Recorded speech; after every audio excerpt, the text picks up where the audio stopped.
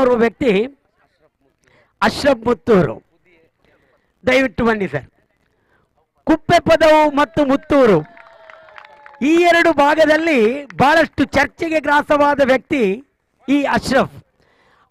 Torpedoes ಖಾನ ಎಂಬ ತಂಡಕ್ಕೆ ಬಂದಾಗ ಎಲ್ಲರೂ ಇದು ಕುಪ್ಪೆ ಪದವಿನವ ಎಂದು ಘೋಷಣೆ ಕೂಗಿದಾಗ ಮುತ್ತೂರಿನ ಕೆಲವು ಯುವಕರು ಡೈರೆಕ್ಟ್ ಆಗಿ ಬಂದು ಹೇಳಿದ್ದುಂಟು, ಇದು ಕುಪ್ಪೆ ಪದವಲ್ಲ, ಇದು ಮುತ್ತೂರು ಅಂತ.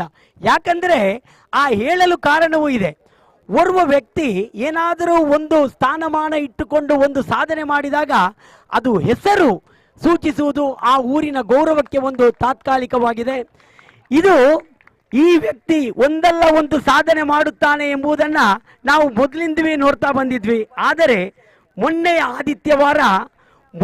ಆದಿತ್ಯವಾರ ಸುಳ್ಯದ ಒಂದು ಮೈದಾನದಲ್ಲಿ ಎಂದೂ ಮರೆಯದ ಒಂದು ಕ್ರಿಕೆಟಿನಲ್ಲಿ ಅಸಾಧ್ಯ ಇಲ್ಲ ಎಂದು ಸಾಬೀತುಪಡಿಸಿದ ಓರ್ವ ವ್ಯಕ್ತಿ ಅಶ್ರಫ್. ಯಾಕಂದರೆ 2 ಎಸೆತದಲ್ಲಿ 19 ಬೇಕಾಗಿದ್ದಾಗ ಆ ವೀಕ್ಷಕ ವಿವರಣೆಗಾರ ಕೂಡ ಮೈಕ್ ಕೆಳಗಿಟ್ಟಿದ್ದ.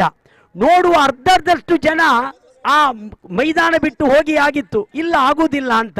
ಆದರೆ ಅಶ್ರಫ್ ಮುತ್ತೂರು ಹೊಡೆದ ಆ ಹೊಡೆತಗಳು, ಆ ಅದೃಷ್ಟದ ನೋಬಾಲ್ಗಳು ಇವೆಲ್ಲವನ್ನು ಒಟ್ಟುಗೂಡಿಸಿ ಕ್ರಿಕೆಟಿನಲ್ಲಿ ಇಂಥ ಜಯವೂ ಕೂಡ ಸಾಧ್ಯ ಎಂದು ಸಾಬೀತುಪಡಿಸಿದ ಈ ಅಶ್ರಫ್ ಮುತ್ತೂರು ಇದು ನಿಜವಾಗಿಯೂ ಒಂದು ಮುತ್ತು. ಈ ಕ್ರಿಕೆಟಿನಲ್ಲಿ ಅರಳಿದ ಮುತ್ತು ಇದು ಎಂದೂ ಪ್ರಕಾಶಿಸಲಿ. ಈ ಮುತ್ತು ಅಳಿವಿಲ್ಲದ ಆಟವನ್ನು ಆಡಿ ಈ ಕ್ರಿಕೆಟ್ ಯುಗಕ್ಕೆ ಒಂದು ಅತ್ಯುತ್ತಮ ಸಾಮ್ರಾಜ್ಯವನ್ನು ಸೃಷ್ಟಿಸಲಿ. ಆ ಮುತ್ತು ಈ ಕ್ರಿಕೆಟನ್ನು ಬೆಳಗಲಿ ಎಂದು ಆಶಿಸುತ್ತಾ ಕೋಟೆ ಪ್ರೀಮಿಯರ್ ಲೀಗ್ ಮಾಡಿದ ಈ ಒಂದು ಸನ್ಮಾನಕ್ಕೆ ಸಮಯಕ್ಕೆ ಸರಿಯಾಗಿ ಬಂದು ಈ ಕ್ರಿಕೆಟ್ ಕೂಟವನ್ನು ಹರ್ಷೋದ್ಗಾರದ ಮುಳುಗಲ್ಲಿ ಮುಳುಗಿಸಿದ ಈ ಅಶ್ರಫ್ ಮುತ್ತೂರವರಿಗೆ ಧನ್ಯವಾದಗಳನ್ನು ಸಮರ್ಪಿಸುತ್ತಾ ನೌಫಲ್ ಕೋಟೆ ಅವರನ್ನ ಆ ಶಾಲನ್ನು ಹೊದಿಸುವುದರೊಂದಿಗೆ ಅವರಿಗೆ ಆ ಒಂದು ಸನ್ಮಾನದ ಮುತ್ತನ್ನು ನೀಡಲಿಕ್ಕಿದ್ದಾರೆ. ನಿಜವಾಗಿಯೂ ಈ ಪರಿಸರದಲ್ಲಿ ಈ 2 ವ್ಯಕ್ತಿಗೆ ಆಗ್ತಾ ಇರುವ ಈ ಒಂದು ಸನ್ಮಾನ ಇದು ನಿಜವಾಗಿಯೂ ಎಂದೂ ಮರೆಯದ ಸನ್ಮಾನವಾಗಿದೆ.